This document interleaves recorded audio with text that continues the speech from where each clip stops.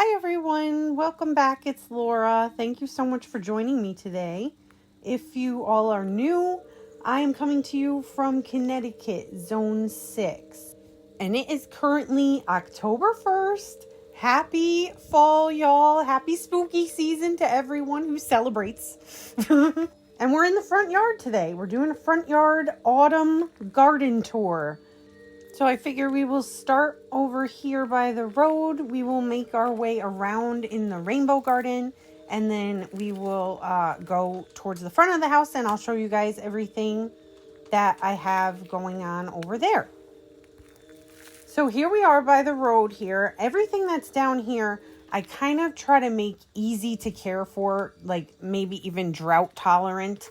So I have this beautiful Sirius Blue Salvia, which is the tall one that you're seeing. The color on that is absolutely stunning. These ones returned from last year, so that was very exciting for me. And then I have a bunch of petunias and a mix of ageratum as well, which are the little polka dot looking ones. And they come in a variety of like variations of purple. So just absolutely perfect for my taste. And all of the ageratums in my garden this year were ones that self-seeded from last year that returned for me. So absolutely love that plant. I can't talk enough about it. I love it. I know it can be a little bit aggressive in some areas. You have to be careful. But in my area, it's easy to control. I love it. It's beautiful. Moving on. Now, I do have a few Rogue Queen Anne's lace in here. They are very aggressive. They're beautiful and I love them. And last year I didn't realize how aggressive they would be. So I let them go. And that was a big mistake. They produced probably hundreds of babies that I had to pull out at the beginning of the season. So I am going to have to pull these out soon before they go to seed. I know they're beautiful, but they just are just too aggressive for me. But they sure do look beautiful mixed with the salvia and also the petunias. I have a bunch of petunias. These are balcony petunias that I all started from seed this year. And I saved seed last year from only the ones that were purple. So all the ones that came out this year are kind of like variations of purple. So it worked out as far as I'm concerned. Now we'll make our way over to the rainbow garden. This is a sad sight right here. These cosmos are done for. This is because of the drought. I really didn't water very much during the drought. So look at this poor innocent little bloom here. There's a spider in here. So I apologize if you are triggered by that. That's something that triggers me. So, but the bloom still looks beautiful. Anyway, this is the pink section of the rainbow garden. So it starts off pink and then red, orange, blue. You get it. I almost said red, orange, blue, but you get it. So in the pink section here, I've got this Autumn Joy Sedum. You'll see plenty more of these in the area. But this one is looking absolutely gorgeous. I love how it's like variation right now, how it's got some that are more bloomed out than others. This bee balm actually has one bloom left on it. For the most part, bee balm is done for the year, but I've got this kind of funky little bloom here happening. This hydrangea, I love when they age. This one was bright pink. Was it bright pink or bright purple? I can't even remember. Anyway, I love when they age. I love that antique look on a hydrangea. One of my favorite things. I did want to mention, don't plant Rose of Sharon, you guys. Don't do it. Unless you get one that is sterile. This is a nightmare. Look at all these balls. All the balls that you see on this tree are full of seeds. And this thing is out of control with self-seeding. I hate it. I pull out hundreds and hundreds of seedlings in the spring. And then look, we're back in the fall and there's even more. So just don't do it. That's just my recommendation. Okay, moving on into the red section, we're going to have a quick look at the snapdragons. They look amazing. I am in love with these snapdragons. I think that these might be my winner for the year in terms of like all the plants in the garden. I think that they are the most beautiful. They're the most goth for sure, I think. These are Black Prince snapdragons. And when I first planted them, they didn't look great. This area is kind of sandy over here. It needs a lot more amending next year. But they have really started to thrive now. They look so beautiful. They're supposed to have this dark foliage. I love it. I love it so much. What do you guys think? Do you like this dark look? Do you like it? Because I love it. Look at this one. This one is, oh my God, just absolutely gorgeous. Moving on into the orange section, I'm not a huge like warm color fan. I mostly like purples and blues and things like that, with some red mixed in. But these are really doing it for me this year. These marigolds are looking so beautiful. And I have this Gerbera daisy here that my sister-in-law gave me for Mother's Day this year. I am in love with this flower. It's so pretty. The color is amazing. Marigolds, I usually don't really like. I don't like the smell of them. But these just are so cute and they're thriving. I haven't touched them. I haven't done anything for them. I know, I'm terrible. I haven't deadheaded them like pretty much at all. They just look so good. I think I'm going to try to save seed from these. These orange ones and the yellow ones, both of them absolutely kind of stunners over here, especially this time of year in the fall. They just look so good. So we're moving into the yellow section right now, which is kind of, doesn't have a lot going on right now. Earlier in the season, the yellow section is like going crazy. I have a lot of yarrow over here. That's this ferny texture that you see, the big fern one. This is the native kind of yarrow, and it has a yellow bloom. And then I also grow the Colorado yarrow, which has a little bit different ferny texture to it. And that is this one here. Neither of them are in bloom right now. The one that I planted over here, this Colorado yarrow, has kind of like a pale yellow, but it comes in all sorts of pastel colors. They're just not in bloom right now. But this is the yellow section, and then we move on to the green section, which I don't have a whole lot going on in here. This is still a work in progress, you guys. Over here I have this like makeshift raised bed that I made out of like little window boxes. This is pretty much just a feeding station for wildlife. So we have a native groundhog that lives here. Actually, I think I have a quick clip of her that I can insert here from the other day.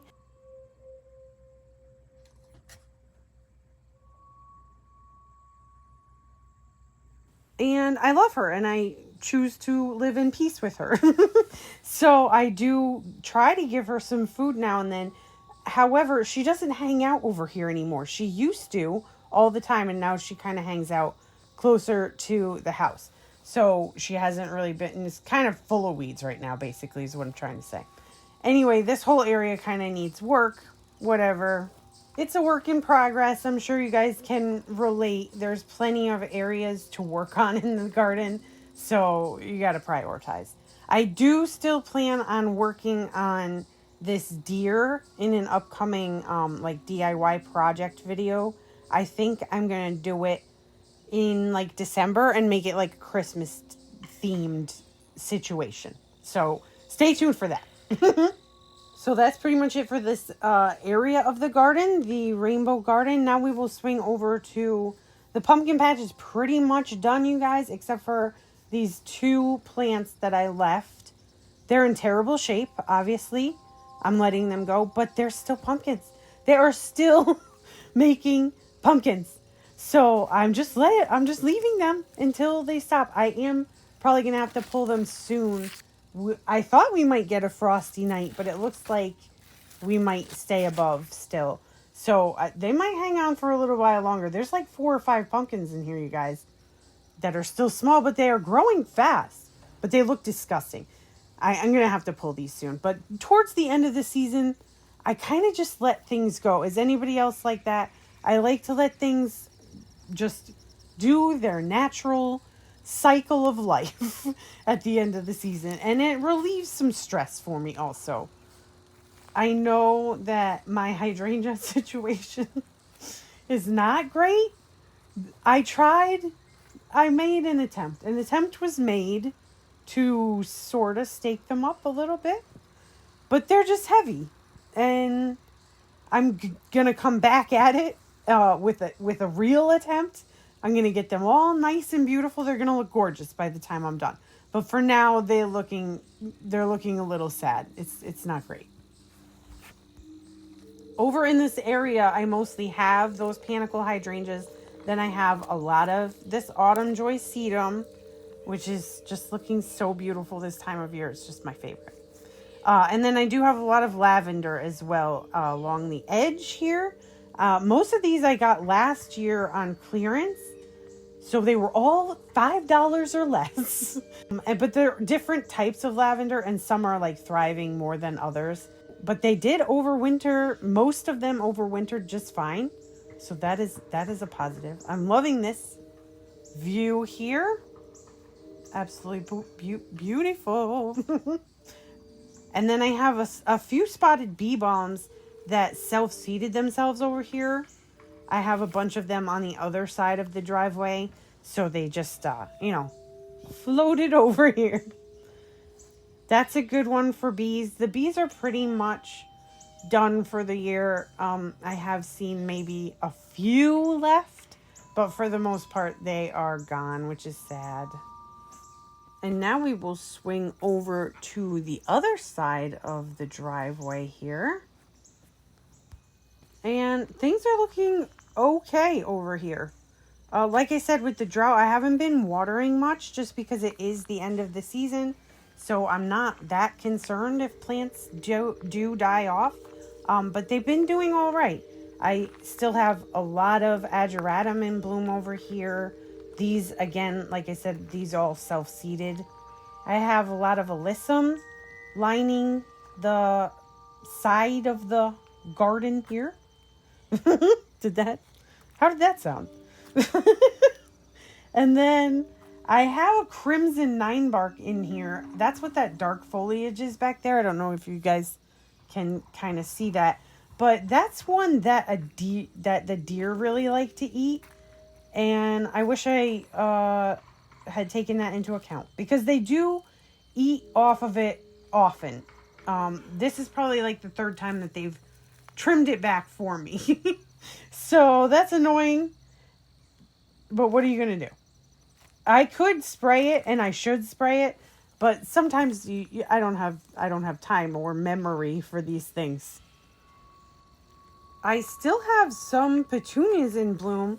These are the tie-dye petunias that I started from seed from Swallowtail Gardens. And they are still blooming. They've been blooming all season. They have performed really well for me. I really love these. I think I'm going to try to save seed from these. And if I don't do that, I'll just order more, because they are super duper pretty. And I really like them. These are probably my favorite petunia that I grew this year. Yes. That I grew from seed this year. I'll say that.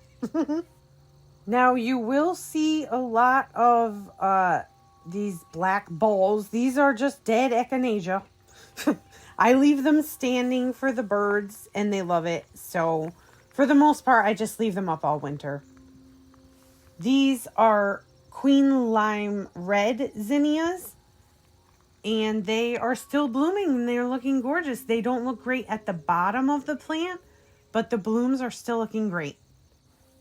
And these were a little bit of a nice surprise for me, because I have had some trouble with zinnias in the past couple years, just having them kind of be annihilated by pests and things early in the season and not getting blooms. But these were able to fight off the pests in the beginning of the season, and now they are blooming. They look great. So hopefully I can grow more of those next year, because I really I really do love zinnias. They are so pretty. There is a salvia that's still in bloom here. And this little ageratum, which does not want to focus. That's another one of the dark ones. That's my favorite shade of the ageratum. I did move some foxglove up here just recently from the back because I didn't want it in the back with my dog. I get a little paranoid with foxglove. So I brought it out here. This one is, I believe it's called like a Dalmatian. It's stunning. Look at the bloom. I love it. It's so pretty. You know, it's not looking its best right now because I moved it up here. But these self-seeded and they bloomed already, same year. So that was a nice surprise. And I actually got quite a few of them. So I moved them all out here to this strip. So hopefully they will self-seed out here next year. And this Cleome, I can't get enough of this, okay? This is my first year with this Cleome. It's so awesome. I just think it's a whimsical plant. I've got a ton more of it over here that we will look at in just a second. I do have this spirea here that is showing some absolutely beautiful fall color. But honestly, I mean, it's really all about the Cleome right now, right? It's tall. Look how tall it is. You can kind of see how long the stalks are because like that's where the bloom starts and then it just keeps going and going on and going. So I really should probably cut off a lot of these seed heads or else I'm probably going to end up with 1 billion of these next year, which may be a little bit too many. But I can't bring myself to do it because they just look so cool. But I know I'm going to do it soon.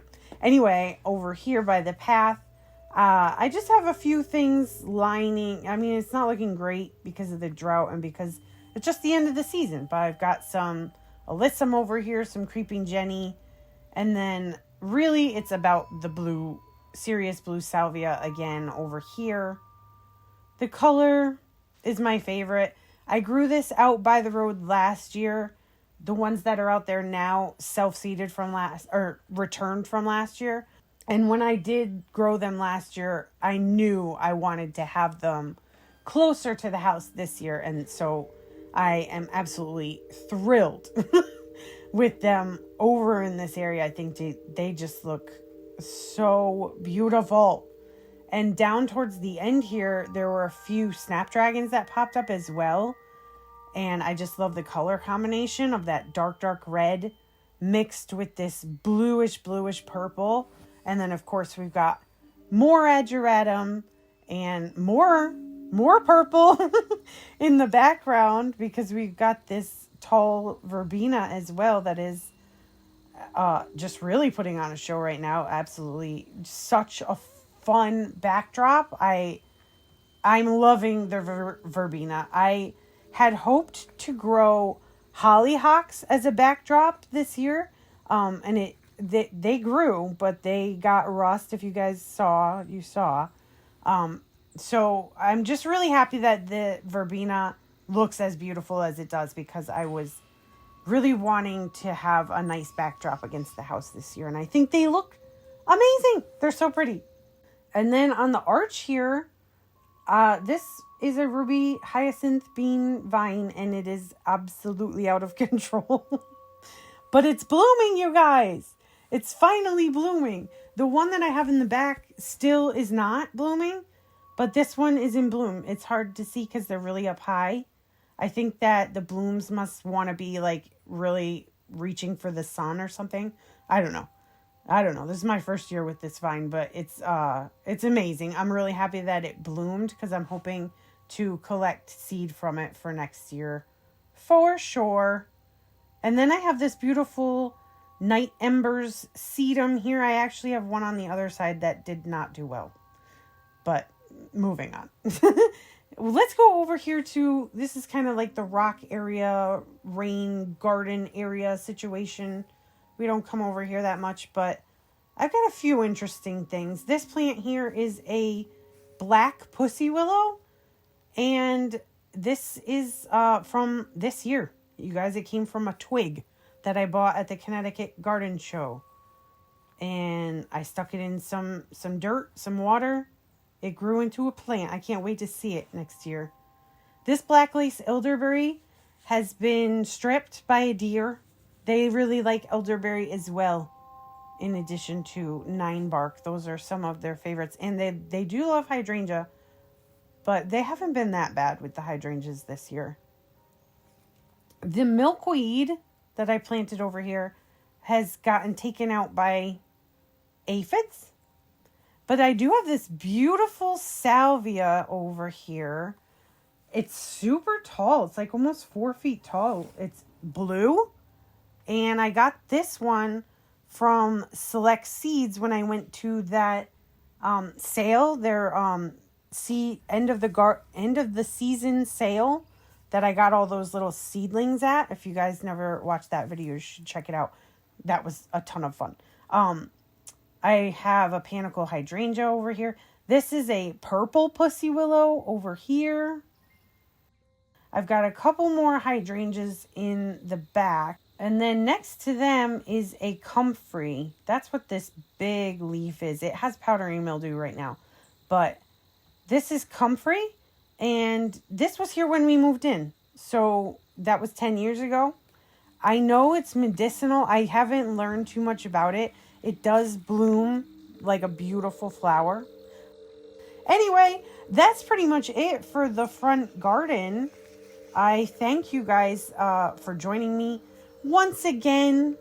I appreciate you guys so much. We passed 1,000 subscribers. We actually passed 1,100 subscribers, which is so exciting. It seems like a couple of those DIY videos got kind of popular.